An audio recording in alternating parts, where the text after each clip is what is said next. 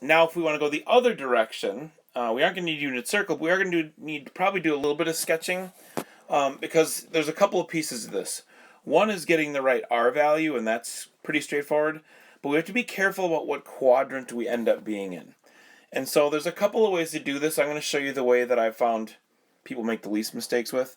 If I'm going to plot the point 2, -5, 2, -5 would be going to the right 2 and down 5. And so this is the triangle I'm going to work with, going to right 2 and down 5.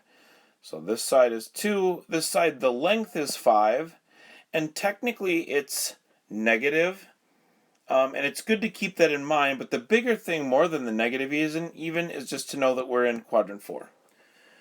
And then what I need in order to put this in polar coordinates, I need r and I need theta. Well, the r is just a matter of using this over here. My r will be the square root of the x coordinate squared plus my y coordinate squared. Just be careful you put parentheses around the negative before you square it. And then inside here what we end up with is the square root of 2 squared is 4 plus -5 squared should be +25. If you end up in error with non-real answer or something like that, it's because your parentheses aren't right. And then this ends up being the square root of 29.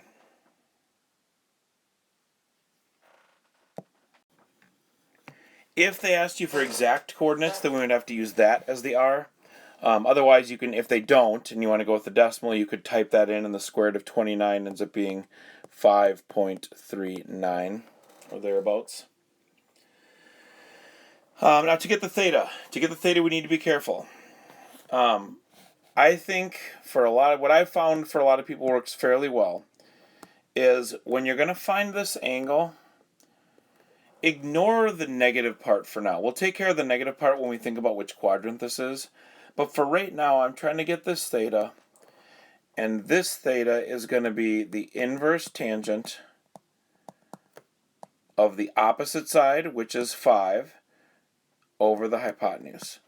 If you put in negatives, it can still work out, but you need to be really careful about what you're getting and what it means and what quadrant you're in. If we just do it this way and we type in the inverse tangent of 5 over 2, that'll for sure tell me the angle in that triangle. So that angle is 68.2 degrees. And that's this one right here.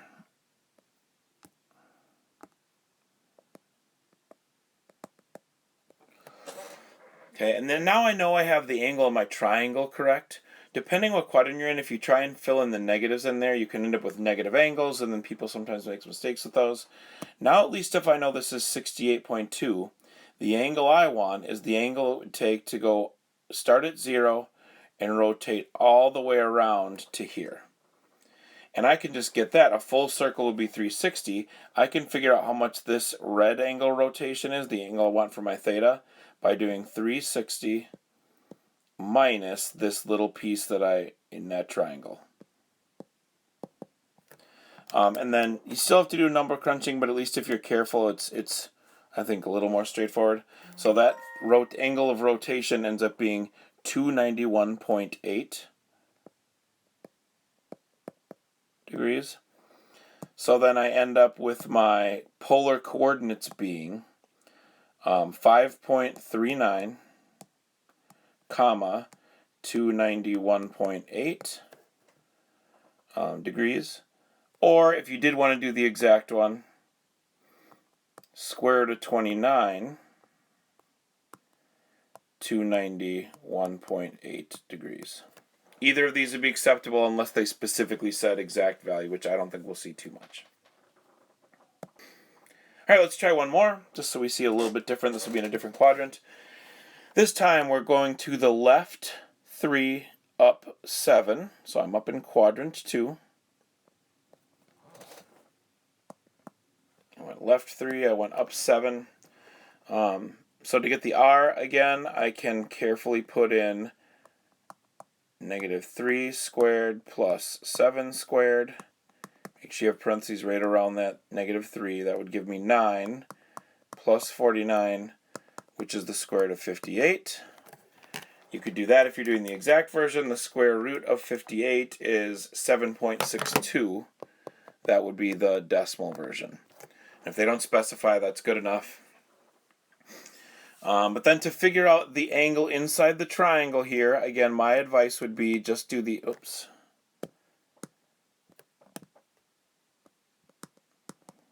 the inverse tangent of the opposite of this angle here in the corner, which is 7, divided by the adjacent. And then if I type that in, I get, so it happens to be close to the other one, 66.8. I didn't necessarily mean for those to be so close together, but what can you do at this point? Okay, so now that's the angle in the triangle. So then we need to think about what's going on here. I rotated over, these are the axes, if that's my x and my y axes, I had to rotate around into quadrant 2, which means I rotated from 0 all the way around this way, and I didn't quite get to a half circle. So if I want to figure out how big this blue rotation is that I'm drawing in here, it would be 180, because I didn't quite get there, minus this 66.8 that's in my triangle. So 113.2 degrees is my angle of rotation. And then my point then becomes, you could either write it as the square root of 58, comma 113.2 degrees, or you could write 7.62, comma 113.2. Either should be fine, unless they specifically said find the exact value.